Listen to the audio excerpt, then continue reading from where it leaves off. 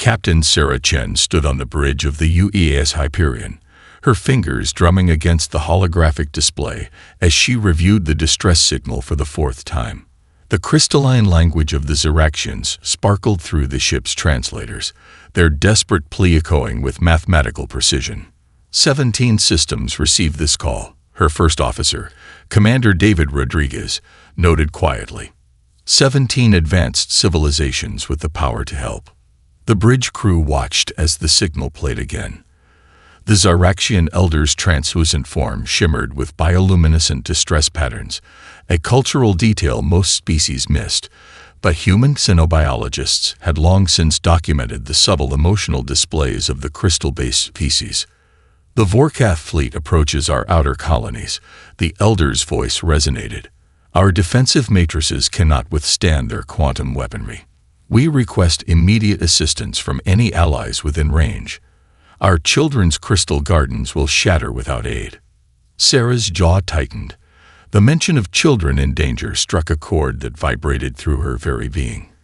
The Ziraxians were renowned peacekeepers, their floating crystal cities serving as neutral grounds for countless diplomatic summits. They had helped broker peace during Earth's early days of stellar expansion. "Status of responding ships?" she asked, though she already knew the answer. Lieutenant Emma Park at Communications shook her head. The Centaurians cite logistical concerns. The Regelian Assembly is still calculating response protocols. The Proxima Collective. She paused, disgust clear in her voice, suggests the Ziraxians should have maintained a larger military presence. Sarah straightened her uniform. "And Earth Command." Commander Rodriguez smiled. "Full authorization for emergency response. The 7th Fleet is already moving to support us." Admiral Hassan's exact words were, "Get there first. Show them what humanity stands for." The bridge crew shared knowing looks. Earth had often been criticized for its hasty and emotional responses to crisis. The older species preferred careful deliberation, extensive analysis, and thorough risk assessment. But while they calculated, people suffered. "Plot a course for the Ziraxian core worlds," Sarah ordered. "Maximum safe speed through hyperspace. Alert medical to prepare for potential crystal-based casualties. They're going to need specialized care." As the Hyperion's engines hummed to life, Lieutenant Park's console chimed again. "Captain, receiving messages from other Earth ships in the sector. The UES Orion, Excalibur, and Stellar Dawn are altering course to join us." "No orders needed," Rodriguez commented. They heard the call too. Sarah nodded, pride swelling in her chest. Humanity might be young among the stars, might be considered too impulsive, too protective, too quick to act. But right now, a peaceful species faced destruction, and Earth's ships were the only ones moving to help. "Bridge to engineering," she keyed the comm. "Give me everything you can. There are children in danger." Chief Engineer Torres' response was immediate. "Already pushing the engines to 110%, Captain. We'll get there." The Hyperion leaped into hyperspace, its human crew focused and determined. In their wake, messages spread across the galaxy. Alerts from various species warning about unpredictable human interference in the Ziraxian crisis. But Sarah knew better. There was nothing unpredictable about humanity's response to a cry for help. "Time to Ziraxian space?" she asked. 18 hours at current speed, Helm reported. "The Vorkath will arrive at their outer colonies in 20. Sarah's eyes fixed on the streaming colors of hyperspace. "Then we have 18 hours to prepare. Send word to the approaching Earth ships. We plan our response together." The Ziraxians called for help, and by all we hold dear, help is exactly what they're going to get. As the Hyperion raced through the stars, its crew prepared for battle. They checked weapons, calibrated shields, and studied Ziraxian crystal architecture to better protect the unique cities they would soon defend. None of them questioned the decision to help. None of them hesitated before the might of the Vorkath fleet. They were human after all. and humans answered when help was needed. The grand crystal chamber of the Xeraxian High Council sparkled with refracted starlight as Captain Sarah Chen strode through its archways. Behind her, Commander Rodriguez and Lieutenant Park maintained diplomatic postures, but their eyes darted to every corner, assessing and planning as they'd been trained. High Elder Xerix, a towering crystalline being whose faceted surface rippled with patterns of concern, rose to greet them. The United Earth Fleet arrives with unexpected swiftness. We are grateful. 4 ships now, more coming, Sarah stated firmly. But we need to discuss the Vorkath positions immediately. They're closer than we'd like. The chamber's atmosphere shifted as representatives from other species stirred uncomfortably. The Centaurian delegate's tendrils writhed in disapproval. Surely we must first establish proper diplomatic channels. The protocols for multi-species military intervention require careful.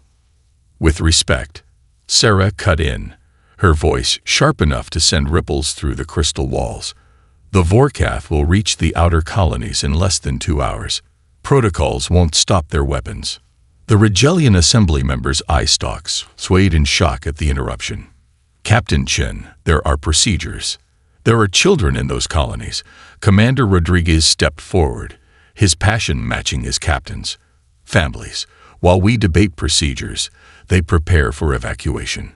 The chamber erupted in murmurs. The Xeraxian Council members' surfaces flickered with rapid-fire patterns of surprise and curiosity.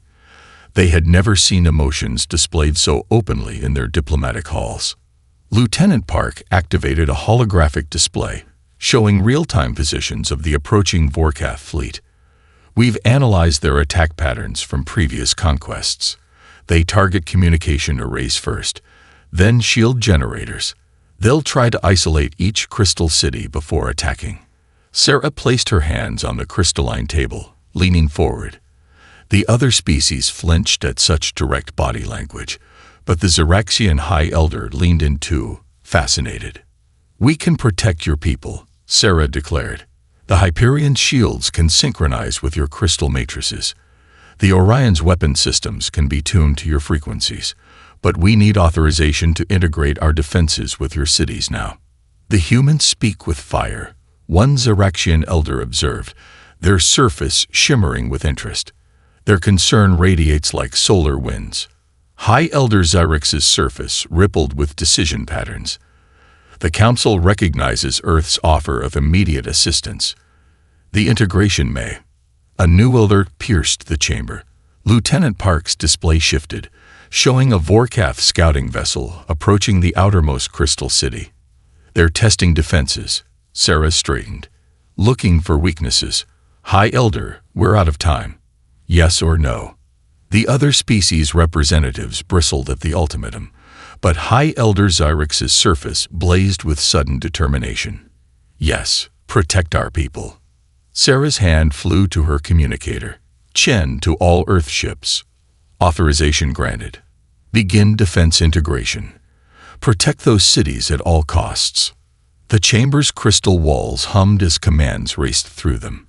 Outside, the Earth ships moved into defensive positions, their shields synchronizing with the city's crystal matrices in ways the Vorkath computers would never predict. Captain, the Centaurian delegate floated forward. Your species' emotional responses may escalate this conflict beyond. Our emotional response, Sarah met their gaze steadily, is exactly why we're here when no one else came. Sometimes, delegate, the galaxy needs a little human fire. The chamber's atmosphere changed again, but differently. The Xeraxian Council members began displaying patterns of hope, their crystalline forms resonating with the determination they felt from the humans. High Elder Xerix addressed the chamber. The Council acknowledges Earth's commitment to our defense. Let it be recorded that when the call went out, humanity's fire answered. Sarah nodded to her officers. As they turned to leave, to return to their ships and prepare for battle, she caught fragments of whispered conversations among the other species representatives. Such passionate beings, unpredictable. But they came. The humans marched out with purpose, their eyes bright with the fire of protective determination. The galaxy might not understand their ways, but they understood their duty. The Vorkath were coming, and humanity was ready to show exactly why their passion was their greatest strength. The Hyperion burst through hyperspace like a thunderbolt, leading 3 Earth ships in a formation no alien tactical computer would have recommended. Captain Sarah Chen's orders cut through space with crystal clarity. Orion, take their starboard supply lines. Excalibur, port side. Stellar Dawn, prepare to split their defensive screen. Time to show them why they should have left the Ziraxians alone. The Vorkath fleet hung in space like a swarm of metallic insects, their ships arranged in mathematically perfect patterns. Their command ship transmitted a message in their characteristic monotone. Human vessels, your interference is illogical. Our victory probability exceeds 98%. Sarah's response was a targeting solution locked on their primary supply vessel. Fire. The Hyperion's main guns blazed to life, not aiming where the Vorkath's predictive algorithms expected, but at a seemingly empty spot in space. The energy burst curved around a gravitational eddy, catching the supply ship's shield generators at precisely their weakest point. Impossible, the Vorkath transmission crackled. That trajectory was not within calculated parameters. Commander Rodriguez grinned at his tactical display. They still think we rely on computers for targeting. Lieutenant Park, show them how humans fight. The Earth ships danced through space, moving in patterns that defied conventional logic. The Orion barrel rolled through a debris field, using the spinning wreckage as cover while launching precision strikes. The Excalibur dove below the combat plane, attacking from an angle the Vorkath considered too inefficient to guard. Multiple hits confirmed, Lieutenant Park reported, her fingers flying across her console. Their supply lines are scattered. They're trying to compensate, but their formation is breaking. The Vorkath ships began to shift, attempting to adapt to the human attack pattern. But there was no pattern. Each Earth captain fought with their own style, their own instincts, their own creative solutions to the chaos of space combat. Their quantum computers are struggling, Rodriguez observed. They can't predict where we'll strike next, because we're not following standard combat algorithms. Sarah's eyes narrowed as she watched the battlefield evolve. They rely too much on probability. Show them what happens when humanity brings impossibility to the table. All ships, execute maneuver Thunderstrike. The 4 Earth vessels suddenly scattered in different directions, each one seeming to flee the battle. The Vorkath fleet shifted to pursue, their formations adjusting according to pursuit protocols. Now, all 4 ships killed their engines simultaneously, using their momentum to spin 180 degrees. As the Vorkath's computers struggled to calculate this seemingly inefficient maneuver, the Earth ships unleashed a synchronized barrage that tore through their now exposed shield generators. Multiple Vorkath vessels disabled, Park announced triumphantly. Their supply chain is in chaos. They're retreating from this sector. The bridge crew watched as the mighty Vorkath fleet, their perfect formation shattered, began pulling back. Their final transmission echoed with something almost like confusion. Combat protocols insufficient. Human tactical decisions do not conform to logical parameters. Strategic withdrawal required. As the enemy fleet disappeared into hyperspace, leaving their damaged supply ships behind, Sarah opened a channel to the other Earth vessels. Outstanding work, everyone. The Ziraxian outer colonies are safe for now. They'll be back with new calculations, but we've shown them that humanity doesn't play by their rules. The Stellar Dawn's captain responded with a laugh. Did you see their formations fall apart? All their computing power couldn't handle a little human creativity. Battle report coming in from the Ziraxian Council, Park announced. They're analyzing our maneuvers. They seem fascinated by our intuitive combat protocols. Sarah stood at her command station, watching the stars where the Vorkath had fled. Let them analyze.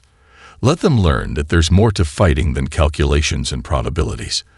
Sometimes you need human instinct, human courage, and human unpredictability. The Earth ships moved to defensive positions around the Zaraxian colonies, their crews already preparing for the next encounter. They had won this battle not through superior technology or overwhelming force, but through the unique combination of skill, instinct, and determination that made humanity a force to be reckoned with. The Vorkath would return with new battle plans, but they would find that you can't calculate the strength of the human spirit. In the crystalline training chamber of New Zira's Defense Academy, Captain Sarah Chen watched as Zaraxian pilots attempted to grasp the concept of evasive maneuvers. Their biocrystal ships, perfect extensions of their crystalline bodies, moved with mathematical precision through the simulator. "You're still thinking in straight lines," Sarah called out, her voice echoing through the chamber. "Your ships can flow like water. Think beyond the calculations." The lead Zaraxian pilot, whose crystalline form sparkled with confusion patterns, descended from their simulation pod. "But Captain, our tactical computations suggest the most efficient path." "Efficiency isn't everything," Commander Rodriguez interrupted, stepping forward with a holoprojector. "Watch this recording from yesterday's battle." The projection showed the Hyperion performing what looked like an impossible spiral through a field of debris, evading Vorkath fire while maintaining a perfect firing solution on their target. By our calculations, that maneuver had a 78% chance of failure, another Zaraxian pilot observed, their surface rippling with interest. Sarah smiled. "But it worked because we trusted our instincts alongside our computers. Your crystal ships are capable of movements our vessels can only dream of. You just need to trust yourselves to push beyond conventional tactics." Lieutenant Park entered the chamber, carrying new simulation data. The latest neural interface readings show that Zaraxian pilots can actually sense space currents through their crystal matrices. They've just never used this ability in combat. The lead pilot's surface flickered with revelation patterns. "We were taught these sensations were merely navigational feedback. You suggest we use them for combat." "Exactly," Sarah approached the crystalline being. "Your ships aren't just vessels. They're extensions of yourselves. Feel the space around you. React to it. Dance with it." The training resumed, but this time Sarah instructed the Zaraxian pilots to reduce their computational assistance by 50%. The results were immediately apparent. Their movements became more fluid, less predictable. "Outstanding," Rodriguez called as one pilot executed a perfect spiral defense pattern. "You're getting it. Let the crystal guide you." The chamber hummed with energy as more Zaraxian pilots began embracing this new approach. Their natural affinity for crystal technology, combined with human tactical insights, created something entirely new. "They called us impulsive," Park murmured to Sarah, watching the display.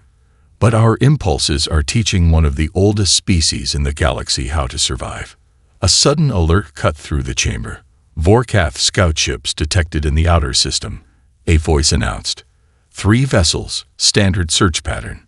Sarah turned to the lead pilot, whose crystalline surface now shimmered with determination rather than confusion. "Ready to put your training to the test." "We are prepared." The pilot's crystal form pulsed with confidence. "Permission to engage with human tactics." "Granted. Show them what you've learned." The Zaraxian Defense Squadron launched, their crystal ships glowing with internal light. Sarah and her officers watched from the command center as the newly trained pilots approached the Vorkath scouts. The enemy vessels, expecting the usual mathematical precision of Zaraxian ships, moved to engage with calculated efficiency. Instead, they met a dance of light and crystal, as the defenders flowed through space like liquid stars. "Remarkable," Rodriguez breathed, watching the tactical display. "They're combining their crystal resonance abilities with our evasive patterns. The Vorkath can't get a target lock."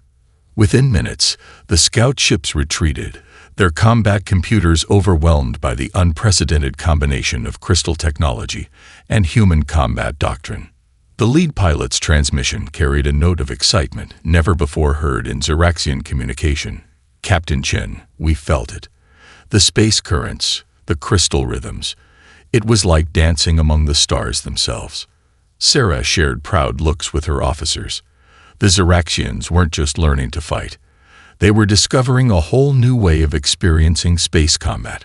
They were learning that survival sometimes meant embracing the unexpected, the unplanned, the beautifully chaotic dance of battle. "Well done," she transmitted to the returning squadron.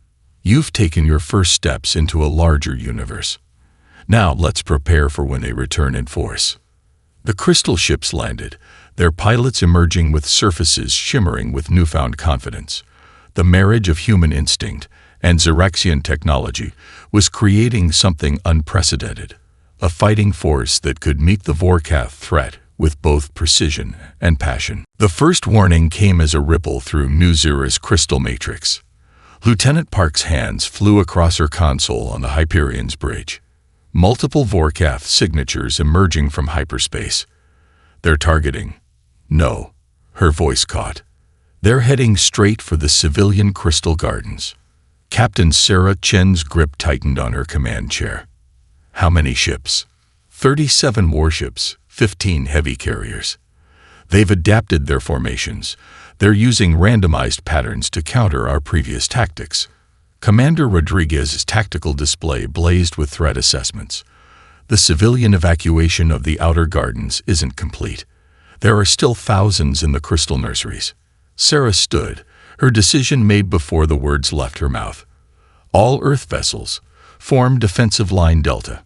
Prioritize civilian protection over engagement. Rodriguez, coordinate with the Xeraxian defense forces. Show them how humans protect the innocent. The Vorkath fleet approached like a metallic storm, their weapons charging. Their transmission was cold, calculated. "Surrender your crystal cities, and we will permit an orderly evacuation. Resistance will result in complete structural destruction." Sarah's response was immediate. "Hyperion to all ships, shields at maximum. We are the line they cannot cross. Park, get me city-wide communications." The Crystal City's communication networks lit up as Sarah's voice rang through every corridor and chamber. "Attention all civilians. Proceed to emergency shelters immediately. Earth forces will cover your retreat. This is not a drill." The Vorkath opened fire. Energy beams lanced through space, targeting the delicate crystal structures of the civilian sectors. But they met a wall of Earth ships, their shields blazing as they absorbed the assault. "Halt stress at 80%. Rodriguez reported as the Hyperion shuddered. "We can't take this barrage for long." "We don't need long," Sarah countered. "We just need to be stubborn enough." Status of civilian evacuation. 60% complete. The crystal nurseries are still being cleared. The Vorkath pressed their attack, their new random patterns making it impossible to predict where the next strike would come from. The Earth ships responded with pure determination, moving to intercept each blast, protecting the fragile crystal structures with their own hulls. Hyperion's starboard shields failing. Park called out. Sarah's voice remained steady. "Rotate port side to compensate. We hold this line." Through the chaos, the newly trained Xeraxian defenders emerged, their crystal ships dancing through the battlefield. They provided covering fire as transport vessels rushed civilians to safety, their movements flowing like liquid light between the Earth vessels' steadfast defense. "Hull breach on Deck 7, Rodriguez reported. "Emergency force fields holding. Civilian evacuation 75% complete," Park added. "The nurseries are almost clear." The Hyperion's bridge shook violently as another blast struck home. Warning signals blared as systems began to fail. But on the main viewer, Sarah watched transport after transport slip past their defensive line, carrying precious civilian lives to safety. "Captain," Rodriguez called out, "the Vorkath are adapting again. They're concentrating fire on our weakest points." Sarah stood firm. "Then we give them new points to think about. All ships, execute Protection Protocol Omega. Show them what humans do when children are in danger." The Earth fleet moved as one, presenting their strongest shields to the enemy, while emergency crews worked frantically to repair battle damage. Every hit they took was one that wouldn't reach the civilian sectors. Evacuation 85% complete. 90%. The bridge sparked and shuddered, but the crew held their positions. The Vorkath transmission cut through the chaos. Your defense is illogical. You risk total destruction for civilian units. That's exactly what we do, Sarah responded, blood trickling from a cut on her forehead. That's what makes us human. Finally, Park's voice rang out with triumph. Civilian evacuation complete. All transports clear. The Earth ships maintained their line until the last transport vanished into the safety of hyperspace. Only then did Sarah allow herself a small smile. All ships, tactical withdrawal. Show the Vorkath that we're not just willing to die for others. We're skilled enough to live for them too. The defensive line broke with precision, each damaged ship covering the others as they retreated. They left behind a clear message. Humanity's strength lay not in its ability to destroy, but in its unwavering will to protect. The bridge of the Hyperion thrummed with energy as Captain Sarah Chen reviewed the combined fleet's new formation. Earth ships and crystal vessels flowed together in an unprecedented display of cooperation, their movements synchronized through both technology and trust. Vorkath fleet approaching, Lieutenant Park announced. Their formation suggests they've integrated our defensive patterns into their combat algorithms. Commander Rodriguez smiled grimly. Then let's show them something they've never seen before. Signal the Xeraxian squadron leaders. Operation Starburst is go. The massive Vorkath fleet emerged from hyperspace, their ships arranged in a complex three-dimensional grid designed to counter both human unpredictability and Xeraxian precision. Their first volley of quantum torpedoes sliced through space in perfect mathematical arcs. Now, Sarah commanded. The Earth Xeraxian fleet exploded into action. Crystal ships dove between the larger Earth vessels, using their superior maneuverability to create confusion in the Vorkath targeting systems. The Hyperion led her squadron straight through an asteroid field, engines blazing. They're trying to predict our course through the asteroids, Rodriguez reported. Their computers are calculating every possible safe route. Sarah's eyes gleamed. Then let's take an impossible one. All ships, full power to structural integrity fields. We're going through. The Earth vessels twisted through the asteroid field in ways that defied conventional space combat doctrine. They scraped past massive rocks with meters to spare, their shields sparking against the debris. The Vorkath ships attempted to follow and immediately began taking damage from their rigid, computer-plotted courses. Crystal Squadron Luminous, execute attack pattern Beta 7. Sarah ordered. The Xeraxian ships responded beautifully, their crystalline forms refracting weapon fire, while their human-inspired tactics kept them one step ahead of the enemy. They flowed like water through the Vorkath formation, their precision enhanced rather than hindered by their new intuitive combat style. Multiple Vorkath ships reporting navigation system failures, Park called out. Their predictive algorithms can't handle our combined tactics. The Hyperion shuddered as it emerged from the asteroid field, leading a cascade of debris that scattered across the Vorkath's perfectly maintained formation. Sarah watched as their crystal ship allies used the chaos to maximum advantage, their weapons finding weak points that no computer would have identified. Their fleet is splitting into defensive clusters, Rodriguez observed. They're trying to isolate our forces. Perfect, Sarah replied. Signal all ships. Execute Thunder Protocol. The Earth vessels suddenly broke formation, each one appearing to flee in a different direction. The Vorkath computers, programmed to recognize retreat patterns, directed their ships to pursue. At that exact moment, the crystal ships activated their resonance fields. The space between the fleeing Earth ships lit up with crystalline energy, creating a web of force that caught the pursuing Vorkath vessels in a trap they never saw coming. Their ships, unable to process the combination of human deception and crystal technology, found themselves ensnared. Vorkath fleet effectiveness down to 60%, Park reported triumphantly. Their command and control structure is fragmenting. Sarah opened a channel to all ships. This is our moment. Earth vessels, attack pattern Delta Strike. Crystal squadrons, flow through our formation and hit them where it hurts. Show them what happens when humanity and Ziraxians fight as one.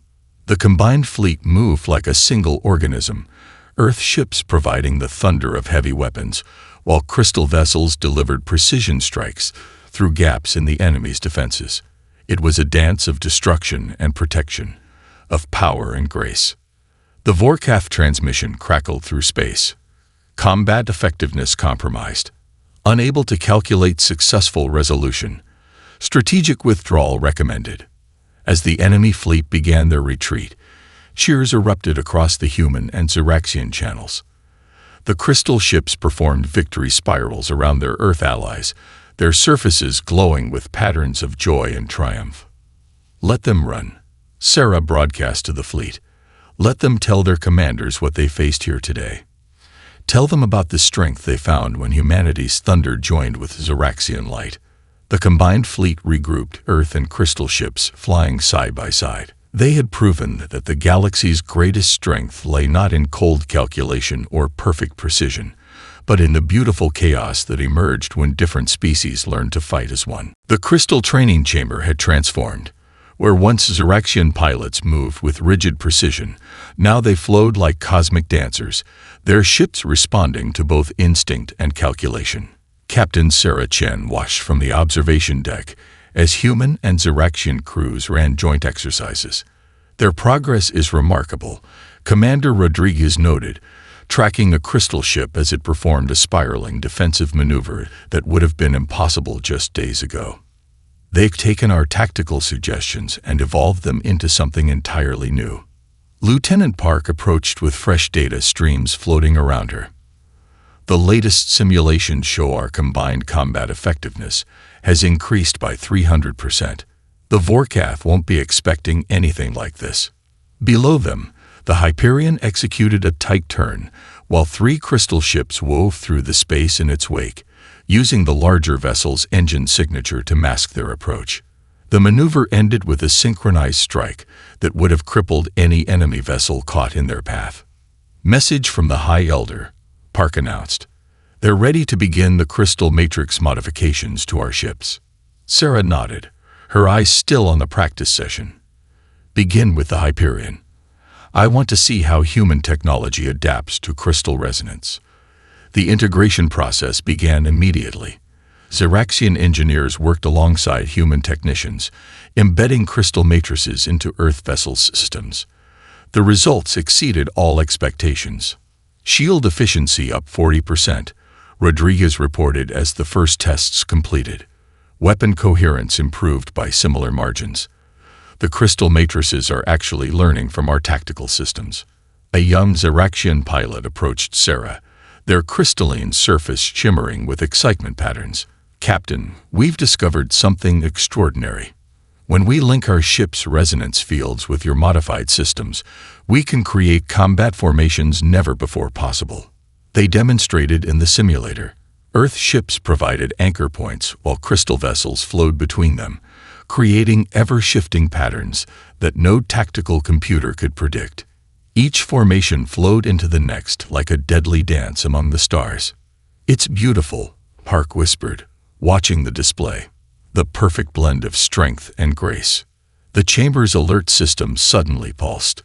Long-range sensors detect Vorkath activity, a Ziraxian controller announced. Multiple fleet signatures approaching from 3 vectors. Sarah straightened. They're expecting to face the same forces they retreated from. Time to show them how much we've evolved. All crews to battle stations. The combined fleet launched with unprecedented coordination.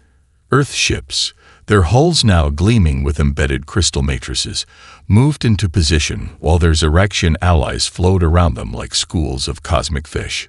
Vorkath fleet emerging from hyperspace, Park reported. Their formation suggests they've prepared countermeasures for our previous tactics. Let them prepare, Sarah responded. Signal all ships. Execute formation Starlight. The fleet moved as one.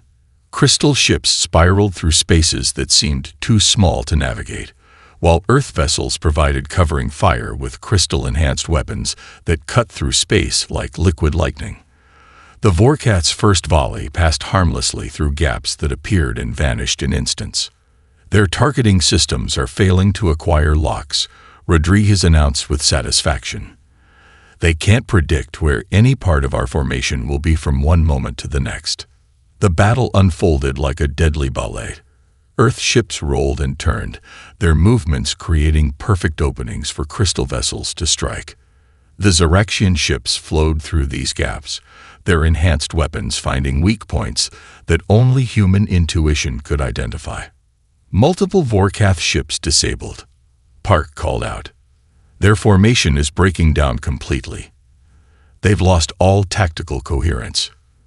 The enemy fleet, faced with an opponent that defied every combat algorithm they possessed, began to withdraw in disarray. Their retreat was harried by crystal ships that seemed to appear from impossible angles, while Earth vessels struck from positions that should have been tactically unsound. As the last Vorkath ship disappeared into hyperspace, cheers erupted across both human and Xeraxian frequencies. The combined fleet regrouped, their formation now a beautiful display of unity and strength. "Send word to all ships," Sarah commanded, pride evident in her voice. The stars themselves remember this day. When humanity's determination joined with Xeraxian grace, we became something greater than either of us could have been alone. The fleet blazed against the backdrop of space, crystal ships dancing around their Earth allies, all of them ready to face whatever challenges the galaxy might bring. Together, they had become the rising stars of a new age. 1 month after the final battle, the Grand Crystal Chamber of the Xeraxian High Council hosted a gathering unprecedented in galactic history. Captain Sarah Chen stood beside High Elder Xerix as representatives from dozens of species arrived to witness the formal alliance between Earth and the Xeraxian collective. "The Vorkath fleet has withdrawn completely from our space," the High Elder announced, their crystalline surface rippling with patterns of joy. Their final transmission indicated that our combined forces represented, in their words, an incalculable tactical variable. Commander Rodriguez, reviewing the latest defense statistics, smiled. They learned the hard way that some things can't be reduced to mathematical probabilities.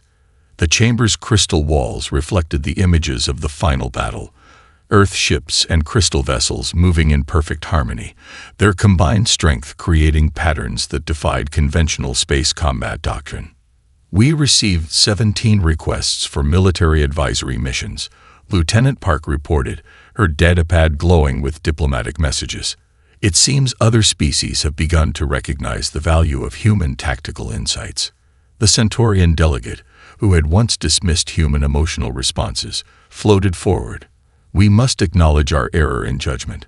The combination of human intuition and Xeraxian precision has created something remarkable." Sarah watched as human and Xeraxian crews mingled in the chamber, sharing stories and battle tactics. The crystal pilots no longer moved with rigid mathematical precision, but with a flowing grace that incorporated both calculation and instinct. "The crystal gardens are blooming again," High Elder Xerix observed, their surface shimmering with pride. "But more importantly, our people have bloomed. We learned that perfect calculation without passion is as flawed as passion without guidance." The chamber's attention turned to a large holographic display showing the new combined fleet. Earth vessels gleamed with embedded crystal matrices, while Xeraxian ships displayed modifications inspired by human engineering. They were no longer separate forces, but parts of a greater whole. "We've established joint training programs on 3 planets," Rodriguez reported. "The next generation of pilots will learn both traditions from the start. The Vorkath won't recognize us the next time they try anything." Sarah stepped forward to address the gathered representatives. "A month ago, many of you questioned why humans would risk everything to defend the Xeraxian people. You called our response emotional, impulsive, illogical. Today, look at what that choice has created." The chamber walls sparkled as images played across them. Human crews working alongside Xeraxian engineers, crystal ships performing maneuvers that blended mathematical precision with intuitive grace, two species learning and growing stronger together. The galaxy is changing, High Elder Zurix announced. The Vorkath taught us that pure logic cannot counter every threat. The humans taught us that passion, properly directed, can achieve the impossible. Lieutenant Park's console chimed with a new alert. Another diplomatic request. Captain, the Regellian Assembly is asking for a joint defense consultation. They specifically requested both human and Ziraxian advisors. Sarah shared a knowing look with the High Elder. Tell them we'll be happy to demonstrate what can be achieved when different species learn from each other's strengths. The chamber hummed with energy as formal alliance documents were signed. Earth ships in orbit synchronized their shield harmonics with the crystal cities in celebration, creating a spectacular display of light and power. To the future, Sarah raised a crystal goblet, its surface catching starlight from the chamber's transparent ceiling. To the day when all species understand that our differences make us stronger together. The High Elder's surface rippled with agreement patterns. And to the humans, who taught us that the strongest crystals are forged in the fires of passion and tempered by the cool streams of wisdom. As the celebration continued, Sarah watched her crew mingling with their Ziraxian counterparts. They had arrived as rescuers and become family. The galaxy had witnessed something unprecedented. The marriage of logic and intuition, of precision and passion, of crystal and fire. The stars shone brightly through the crystal dome above, bearing witness to a new dawn in galactic history. The Vorkath had sought to conquer through pure calculation, but they had instead sparked a revolution in how species could work together, grow together, and defend each other. Humanity had come to the rescue, but in doing so, they had helped create something far greater than a simple military victory.